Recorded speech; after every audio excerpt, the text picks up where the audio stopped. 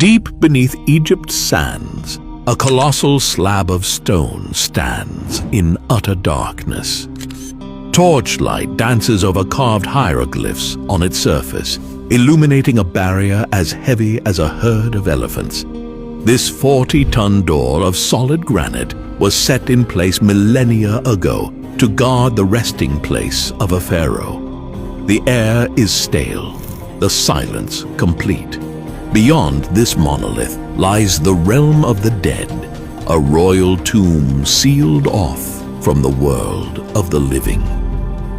Why such titanic doors? And how did the Egyptians move them without machinery?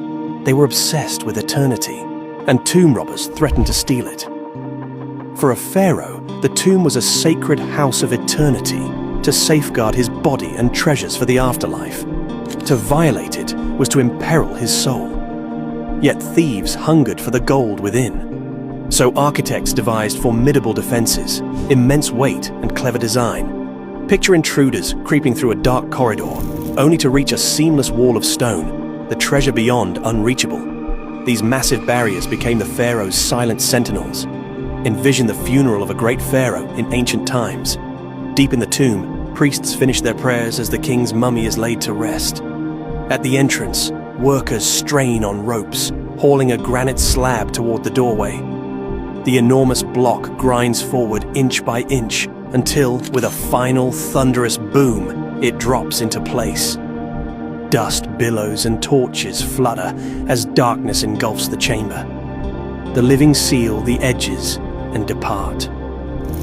The pharaoh is now alone in silence behind a fortress of stone, entombed, with eternity officially begun.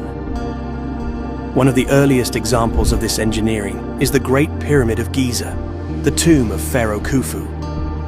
Within its corridors, after Khufu's burial around 2560 BC, 3 giant granite blocks were slid down to choke off the narrow ascending passage. Each block weighed several tons and fit so tightly that the passage suddenly ended in what looked like solid rock. Further inside, an antechamber held additional granite slabs poised to drop like portcullis gates, blocking entry to the sacred king's chamber. To any would-be thief, it was an almost impenetrable gauntlet of stone. Amazingly, 4,500 years later, the Great Pyramid is still giving up secrets. In 2023, scientists scanning Khufu's pyramid with cosmic rays found a hidden corridor behind its north face, above the ancient entrance. They threaded a tiny camera through a crack and glimpsed a 30-foot passage that had been sealed since construction. Even in the modern era, we rely on high-tech scans and robotic cameras to probe the mysteries Khufu's builders left hidden behind stone. Pharaohs of later dynasties took the idea of hidden tombs even further. In the Middle Kingdom, around 1850 BC, King Senwosret III built his burial vault deep beneath the desert at Abydos, as far underground as a modern 13-story building. Its passages twisted and turned, and along the route, Senwosret's builders positioned colossal blocking stones. Some weighed an estimated 40 to 50 tons, sealing entire hallways.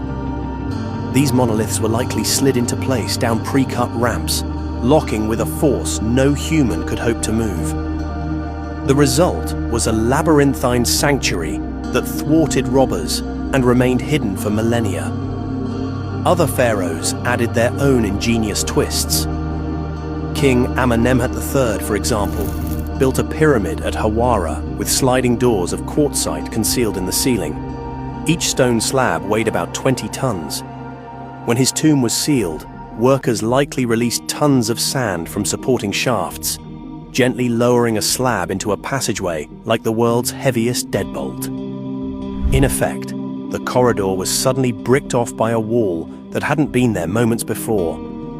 It was a mechanical trap set in stone, and a testament to how far Egyptian engineers would go to protect a king's rest. By the New Kingdom, around 1300 BC, pharaohs like Seti I and Ramesses II were being laid to rest in the Valley of the Kings, a secret royal cemetery hidden in the cliffs. Out of sight did not mean unprotected. Their tomb architects still installed massive barriers. In Seti I's spectacular tomb, A huge granite portcullis slab was dropped into slots to block a passage.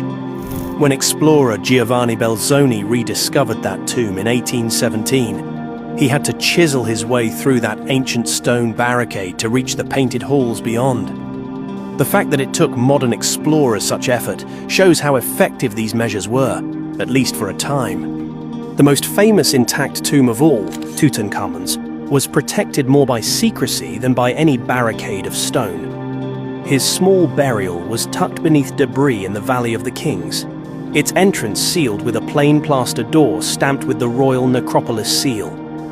No giant plug was needed. His resting place was simply forgotten by robbers.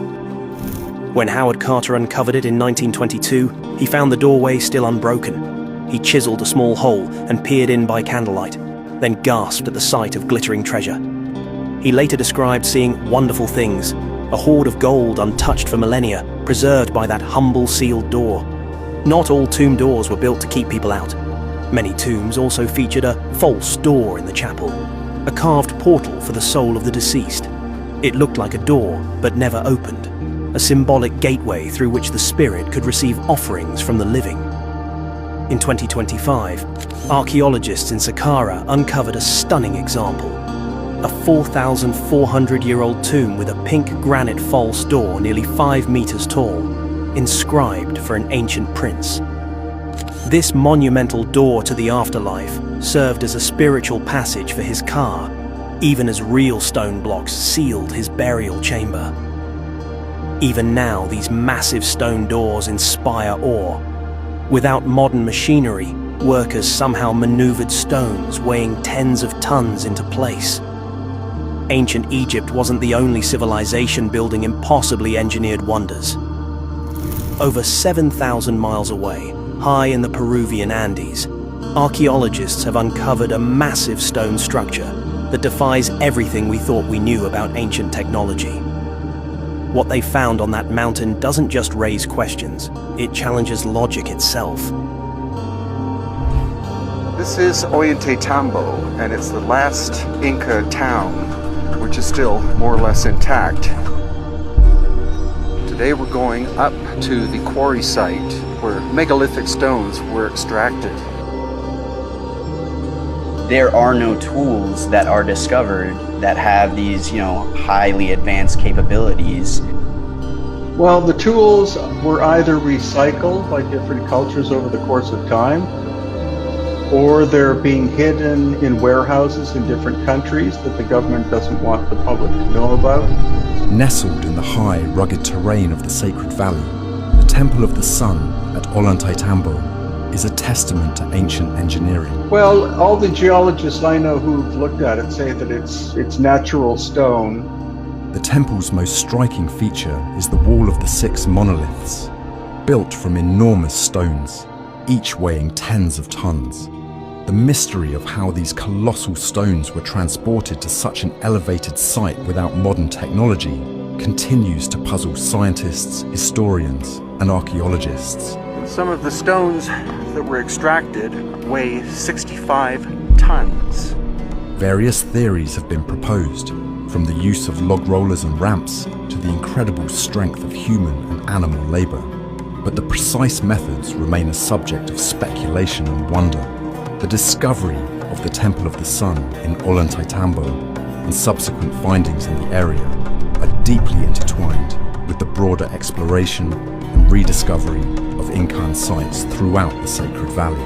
The detailed story of its discovery reflects a blend of local knowledge and international scholarly interest, which brought this remarkable site back into the world's consciousness. It's obvious that the Inca found an abandoned megalithic city and made it their center because of that. The process of mapping and documenting the Inca sites along the Urubamba Valley began earnestly in the 19th century, but gained significant momentum with the explorative fervor that marked the early 20th century. Notable figures such as Hiram Bingham, who famously publicized Machu Picchu in 1911, were instrumental in bringing global attention to the Inca sites. Although Bingham did not discover Ollantaytambo, his work set the stage for its further exploration. The first detailed descriptions of Ollantaytambo emerged from explorers like Sir Clements Markham in the late 19th century, who documented the Inca trails and their connecting sites. These accounts highlighted the site's grandeur and intricate stonework, noting its potential significance, but often lacking the archaeological precision seen in later years. By the 1920s and 1930s, more detailed expeditions were undertaken, often by Peruvian and international teams, who began to catalogue the ruins in earnest. These teams used early photographic techniques to create comprehensive records that would later prove crucial for restoration and further study. The mid-20th century saw a surge in archaeological interest that brought more scientific methods to the study of Ollantaytambo. Starting in the 1950s, archaeological teams began to apply more rigorous scientific techniques to their excavations. Notable among these was the work led by American archaeologist John Rowe in the 1960s, which focused on understanding the site's cultural and historical context. His work helped to place Ollantaytambo within the broader narrative of the Inca Empire's expansion and religious significance. The use of early photographic equipment and later, more sophisticated imaging techniques allowed researchers to analyze the alignment of the temple stones. This was crucial in establishing its purpose related to astronomical events, particularly the solstices, which were significant in Inca cosmology. A lot of these ancient megalithic sites, they seem to be astronomically aligned. The role of local knowledge in the rediscovery and understanding of the Temple of the Sun cannot be overstated. The temple's significance in local folklore helped guide and enrich the archaeological narrative. The local Quechua communities retained oral histories that spoke of the temple's celestial alignments and its role in Inca rituals. These stories, passed down through generations, often provided the missing links in understanding the site's function, such as the significance of specific stone placements and their relationship to Inca astrology. Local stories frequently guided archaeologists to specific parts of the site that had been overlooked or misunderstood. For example, the local legend of the Path of the Sun helped researchers identify and understand the importance of certain architectural lines that align with the sun during the winter solstice. The water mirrors found near the Temple of the Sun at Ollantaytambo provide a fascinating glimpse into the sophisticated engineering and astronomical knowledge of the Inca civilization. These architectural features, essentially functioning as reflective pools, offer insight into how the Incas manipulated natural elements to serve both practical and ceremonial purposes. The primary function of these water mirrors was to observe and track celestial bodies. By observing the reflections of the sun, moon, and stars, Inca astronomers could determine critical calendrical and agricultural periods. This was essential not only for the timing of planting and harvesting crops, but also for determining the dates of various religious festivals and ceremonies, which were profoundly influenced by astronomical events. Taking into account the solstices and equinoxes for ceremonial purposes. An intriguing comparison can be drawn between the Incan water mirrors and the use of water in Roman architecture, such as in the famous impluvium in Roman atrium houses. Like the Incan mirrors, these Roman basins were central architectural features designed to collect rainwater, but they also played a role in the aesthetic and practical aspects of Roman domestic life, providing a source of water and a focal point for the household. While the Romans used these features primarily for practical domestic purposes, the Incas elevated their water mirrors to the level of astronomical precision and ceremonial significance, integrating them into their spiritual and scientific understanding of the universe. This comparison not only highlights the universal human attraction to and use of reflective surfaces, but also emphasizes the unique ways in which such features were adapted to meet specific cultural needs and beliefs. The wall of the 6 monoliths at the Temple of the Sun in Ollantaytambo stands as a profound testament to Inca engineering and architectural prowess. This iconic structure features 6 massive stones, each masterfully carved and placed with precision that remains a topic of admiration and mystery among historians and engineers alike. The crafting of the Wall of the Six Monoliths involved sophisticated stoneworking techniques that the Incas had perfected over generations. The stones were quarried from sites several kilometers away, involving a complex process of extraction, transportation, and placement. The precise technique used to transport these massive stones remains partially speculative, with theories suggesting the use of log rollers, llamas, and sheer human force. Once at the site, the stones were meticulously shaped to fit together perfectly. This was achieved through a method known as ashlar masonry, where stones are cut to fit together without mortar. The joints between the stones are so fine that it is often said not even a piece of paper can slide between them. This precision not only added to the aesthetic and structural integrity of the wall, but also enhanced its seismic resilience, allowing it to withstand the frequent earthquakes that can occur in the region. The construction of such a wall required a deep understanding of geological and architectural principles. The Inca builders selected specific types of stone based on their durability and resistance to weathering. The alignment and interlocking of the stones further contributed to the wall's stability, distributing seismic forces throughout the structure rather than allowing them to concentrate at any single point. The Temple of the Sun's status as an unfinished structure adds a layer of historical intrigue. The abrupt halt in its construction provides a snapshot into a tumultuous period marked by the Spanish conquest. Archaeological findings at the site reveal a sudden stop in construction activities. Tools and materials were found abandoned, as if the workers had dropped them mid-task. Large stone blocks, partially carved, remain scattered around the site, suggesting that significant planning and labor were underway at the time of the disruption. This unfinished state offers a unique insight into the Inca construction methods, as it lays bare the various stages of their building process, from initial stone shaping to final placement. The presence of these artifacts helps archaeologists understand the chronological order of construction phases and the techniques used by the Incas. To grasp the scale and weight of the stones in the Wall of the Six Monoliths, consider that each stone could weigh as much as 50 tons. This is comparable to the weight of 10 large African elephants, or about 35 compact cars. The effort to move, carve, and perfectly place each of these stones is akin to modern engineering feats, such as the assembly of massive turbines used in hydroelectric dams, or the construction of heavy concrete structures in earthquake-prone areas.